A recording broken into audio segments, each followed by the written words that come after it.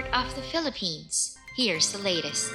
The Supreme Court en banc on Tuesday, September 30, 2025, declared unconstitutional two laws enacted by the Bangsamoro Parliamentary, which drew and redrew districts in the Bangsamoro Autonomous Region in Muslim Mindanao or BARM. The SC struck down Bangsamoro Autonomy Act No. 77 and permanently stopped its enforcement because it violated the Voters Registration Act, which prohibits any change in precincts once the election period has started. BAA 77 was signed into law on August 28, 2025, or after the election period started on August 14.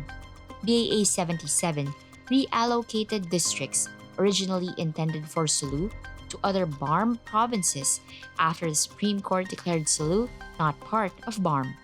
BAA 77 also violated the Bangsamoro Organic Law because some districts are neither contiguous nor adjacent.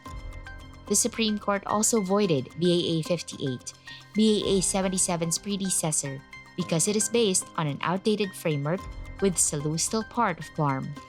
Instead, the High Court held a new and valid districting law must be passed. In view of the ruling, the SC declared there can be no BARM parliamentary elections on August 13. Instead, it directed COMELEC to prepare for and hold the Bangsamoro parliamentary elections not later than March 31, 2026. Meanwhile, the SC has approved the 2025 Transitory Rules on Electronic Filing and Service in the Supreme Court. Starting October 30, 2025, the exclusive mode of filing and service of pleadings, motions, and other papers in the SC and court-issued documents in covered cases and among covered filers shall be through the eCourt PH app. The SC has also extended the period for the hybrid digital filing of pleadings under AM number 25-05-16-SC in the SC until October 29, 2025. In another decision, the SC has revised Rule 140 of the Rules of Court to introduce fairer penalties for habitual tardiness among judiciary personnel, ensuring the sanctions are proportionate to the actual impact of the offense. The court en banc, through the ponensya of Associate Justice Alfredo Benjamin Caguiwa, approved amendments to Rule 140. Under the latest amendment, judiciary personnel may now be held liable for either a light charge for ordinary habitual tardiness that does not disrupt office functions, or a less serious charge of habitual tardiness if it does, depending on the circumstances.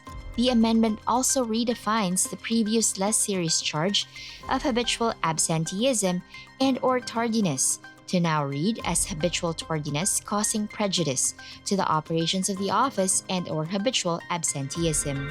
The SC has clarified that domestic market enterprises can enjoy the zero-rated value-added tax or VAT incentive under Republic Act No. 11534 or the Corporate Recover and Tax Incentives for Enterprises or CREATE Act. In a ponensya by then Associate Justice Maria Lopez, the SC en banc declared Rule 18, Section 5 of the Implementing Rules and Regulations or IRR of the CREATE Act and several Bureau of Internal Revenue or BIR issuances void for unlawfully limiting which businesses could avail of the VAT incentive. The SC ruled that the IRR and the BIR regulations were invalid for adding restrictions not found in the CREATE Act, as the law clearly covers all registered business enterprises, including domestic market enterprises. The SC emphasized that government agencies like the Department of Trade and Industry and Department of Finance cannot go beyond what the law allows. On Monday and Tuesday, the SC held the 6th National Family Courts Summit in Makati City through the Committee on Family Courts and Juvenile Concerns, or CFCJC, co-chaired by SC Associate Justices Ami Lazaro Javier and Josep Lopez. Addressing family court judges, Acting Chief Justice Marvic Leonan emphasized that our voices in our rulings should reflect the understanding we have of our people, not just a few of its dominant voices. CFCJC Vice Chairperson Court of Appeals or CA Associate Justice Geraldine Fial Macaraig also introduced the Benchbook on Judicial Forms for Family Courts, which provides family court judges with digital templates of various forms. Among the speakers and lecturers were retired Chief Justice Teresita Leonardo de Castro, Federal Circuit Court of Australia Justice Alistair McNabb, Singapore Family Court Judges Kenneth Yap and Carol Liu, and Social Welfare and Development Secretary Rex Gatchalian. Several justices from the Court of Appeals and Sandigan Bayan also spoke during the conference, as well as judges who are members of the committee.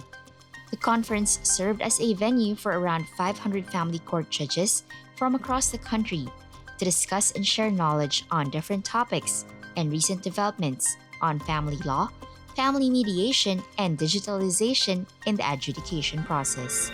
In another convention, Associate Justice Ramon Paul Hernando reiterated to judges that judicial excellence can be achieved through competence, compassion, and courage.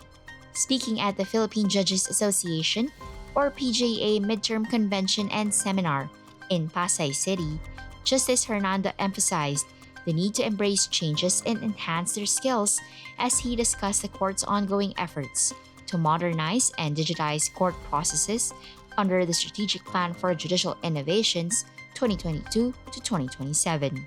Acting Chief Justice Marvic Leonen, working chairperson of the SC Committee on Computerization and Library, shared digital transformation efforts of the Philippine judicial system. Finally, the SC announced that the 2026 Shari'ah Special Bar Examinations will be held on May 24 and 27, 2026. Applications will be accepted from December 1 to 12, 2025 and must be filed through the Barista app. Further details, including application requirements and procedures, will be released in forthcoming bar bulletins. You are now up to date with the Philippine Supreme Court. I am Tiffany Double Supreme Court Information Officer.